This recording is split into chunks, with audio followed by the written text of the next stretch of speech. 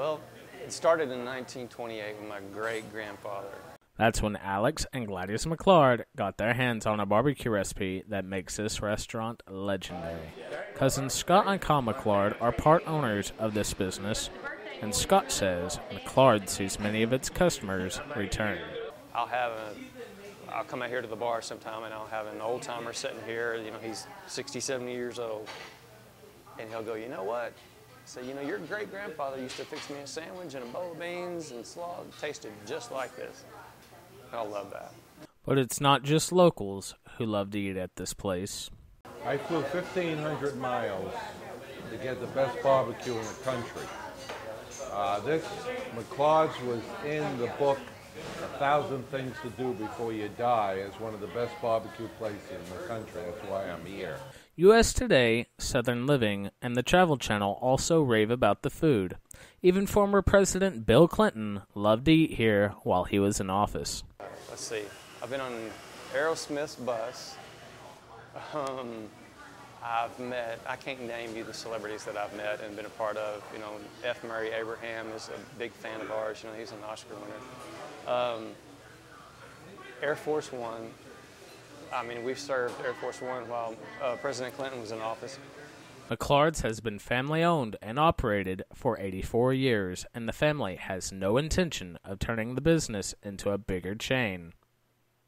It can't happen. It's about pride, and we're very proud of this old building. Scott's daughter attends the University of Arkansas in hopes to take this business into the future. For UATV, I'm here at Farmland Adventure in Springdale, where their main crop is pumpkin. The frost hit about the 1st of October, and it just kills the plants. It does not actually hurt the pumpkin. This is what a pumpkin leaf should look like. See how it's green and vegetative and still growing. This is what frost does to them. It makes it all brown and crinkly so the plant can't get any energy. It also hurts these little baby pumpkins by making them soft and squishy so that they can't grow into a big pumpkin like this. A pumpkin like this, though, when they're already ripened, frost doesn't hurt them very much. They're pretty tough. But it keeps little baby pumpkins like this also from ripening too. Despite the harsh conditions of the frost, the pumpkin will survive to become jack-o'-lanterns by the time Halloween hits. For UATV, I'm Paul Williams. Romney Watch Party. Paul, how's things going over there?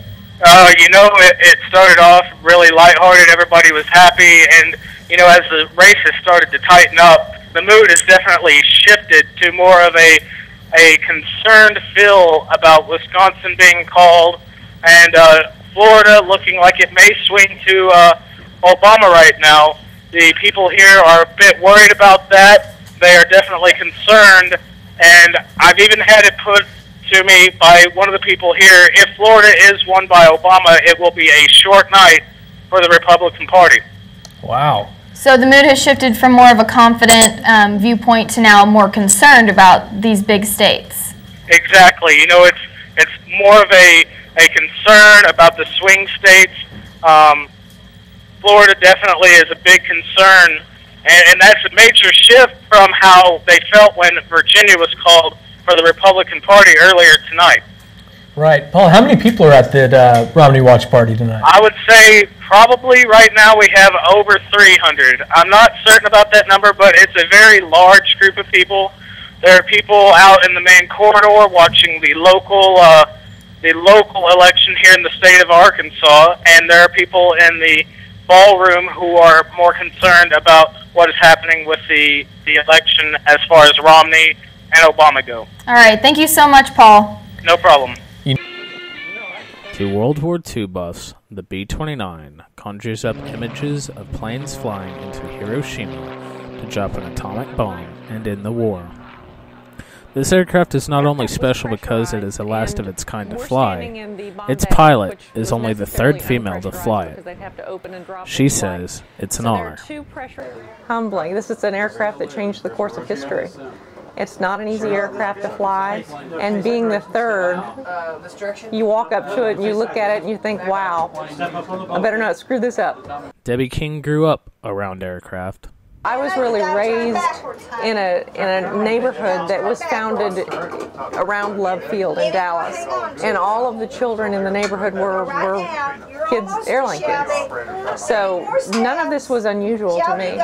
She says what she loves the most about flying is the freedom she feels and how every trip is different and challenging. The yoke actually goes 180 degrees each way. So you're constantly spinning it one way or the other, and it's the rudder that really is extremely difficult. It takes a lot of leg muscle. The feature she likes most is the flight deck window. I love the bubble canopy. It looks like the Millennium Falcon up here. That's how I associate it with my children's generation, because that's what they know. They crawl up here, and it's just the most unusual, most unique aircraft, and it was really a state-of-the-art aircraft at the time. While this may be the last of its air model to fly, the B-29 and its pilot continue to make history. For UATV, I'm Paul Williams.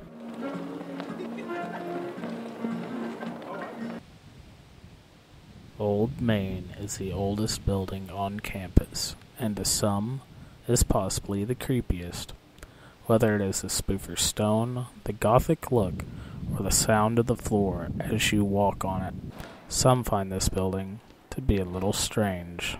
You might hear doors close, or the creaking of a door opening, or those creaky floors. Former Colonel President Daniel Harvey Hill is one of the most strict presidents the university has ever known. He instituted rules that were pretty severe in terms of what students were allowed to do and what they weren't allowed to do. And so in some ways he was admired for keeping discipline, but he was also a little bit reviled for being too strict. Many wonder if these are signs that Lieutenant Colonel Hill is keeping an eye on his old school. For UATV, I'm Paul Williams. I'm here on the corner of Ernie Jacks and Garland, where a motorcyclist was just run into by a vehicle. Now, there was only one person injured, and only slightly, so nobody will be hospitalized by this incident. One of the individuals involved in the incident did comment. Mr. Joe Walker said that the individual that ran into him was driving at a very close place, tailgating him, and when he turned in, the motorist ran into his vehicle. Now, police are on the scene, and they are going to be getting this calmed down very soon. For UATV, I'm Paul Williams. According to the American Kennel Club, socialization and exercise are very important for dogs, especially young puppies. That's why we're here in front of Iams Dog Park. Dog parks can be really good for exercise in the way that it's an open area that is gated and is safe for your dog to run and play with other dogs. Teaching your dog how to socialize properly with other dogs and other humans is key and vital for a healthy and happy puppy.